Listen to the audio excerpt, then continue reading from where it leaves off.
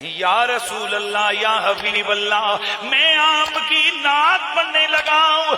میرے نبی نے فرمایا قل او میرے چچا میری نعت بولو میری نعت پڑھو. لا یفدد اللہ فاکا اللہ آپ کے چہرے کو کبھی رسوا نہیں کرے گا.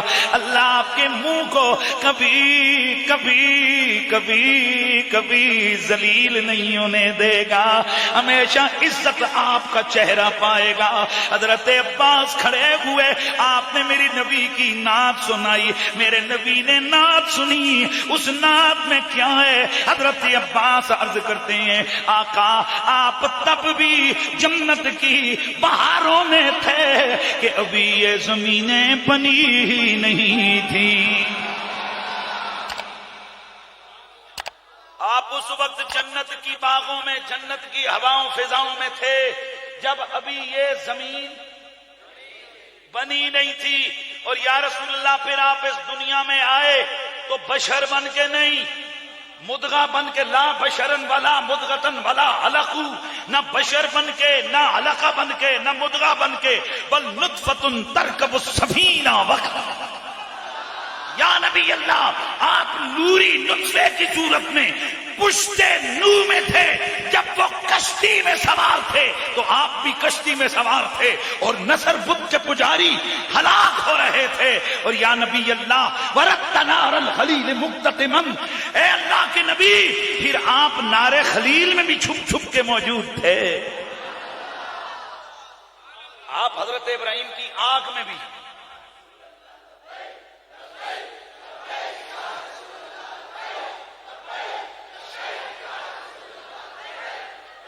ورت نار الخلیل مقتتما.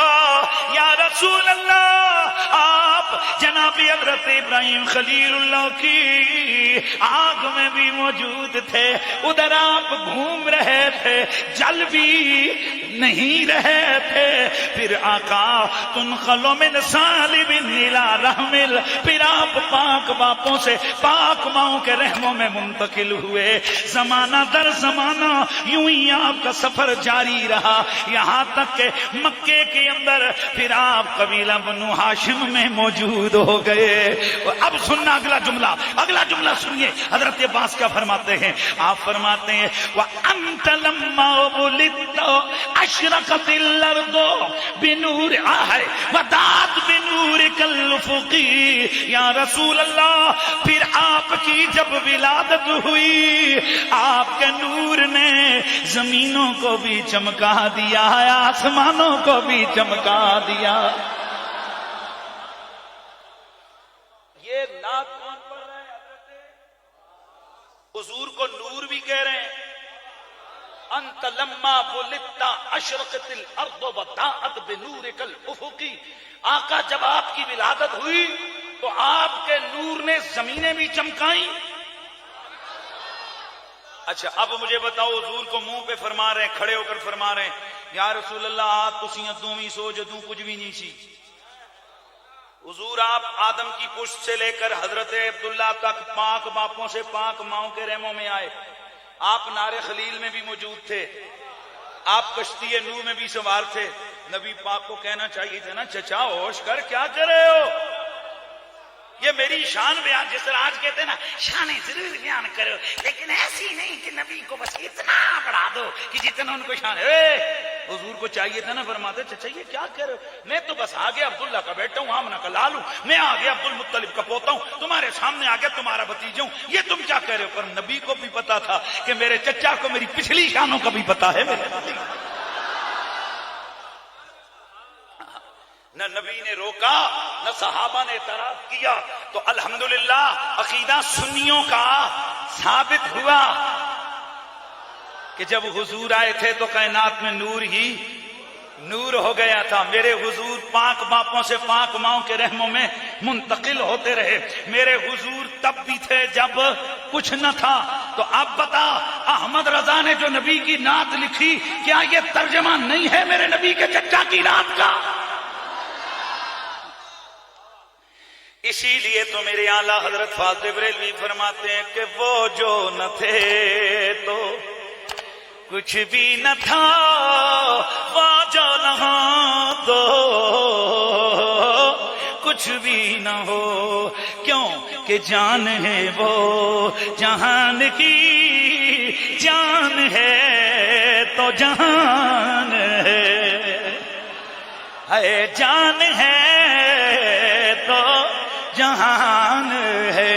میرے نبی کو میرے رب نے ایسی شانوں والا بنایا کہ یہی میرے نبی کے چچا حضرت عباس میرے نبی کی خدمت میں آئے، عرض کیا یا رسول اللہ میں نے آپ کو نبی تب مان لیا تھا، پہچان لیا تھا کہ آپ نبی ہیں کہ جب ابھی پنگھوڑے میں لیٹے ہوئے تھے، مجھے پتا لگ گیا تھا کہ آپ نبی ہیں۔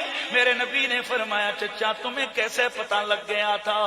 عرض کیا یا رسول اللہ، اتنی پتر یا نہیں، یا رسول اللہ یا نبی اللہ، جب میں نے آپ کو دیکھ رأیت کا تشیر بإصبعك إلى القمر إذا شرط إليه المال وتناغي القمر، دیکھا یا نبی اللہ میں نے آپ کو دیکھا آپ پنگھوڑے میں نے، پر آپ چاند کو دیکھ کے اسے سرگوشیاں کر رہے ہیں۔ توجہ ہے؟ اور اللہ کے نبی وہ چاند آپ کی اتنی عزت کر رہا تھا،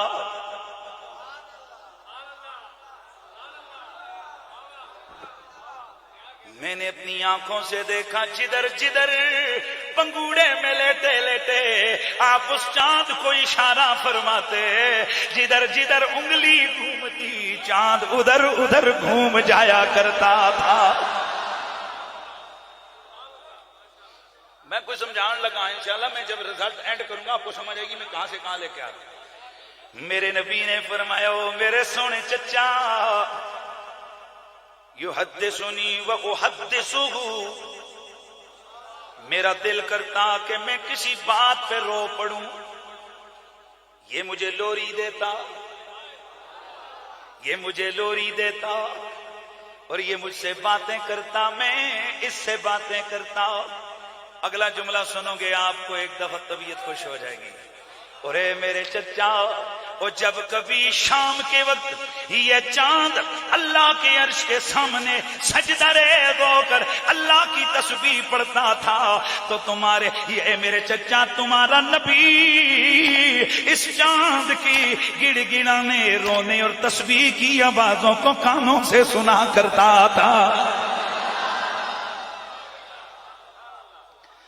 حضرت عباس حیران ہو گئے، میرے پیارے آقا ابھی تو یہ چند دنوں کا معاملہ تھا،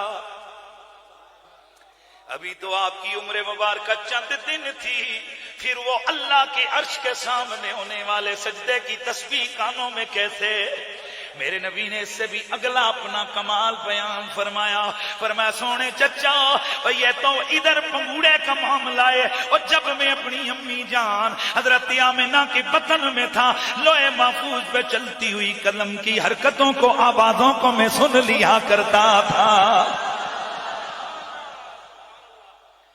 اس سے بھی آگے کی بات کروں، اس سے بھی اگلی حدیث یہ میرے آقا فرماتے ہیں حضرت آدم کی ابھی تخلیق نہیں ہوئی تھی، میرا نور 2000 سال حضرت آدم کی تخلیق سے پہلے میرا نور میرا نور میرا نور اللہ کے نوری فرشتوں کو تسبیح سکھا رہا تھا۔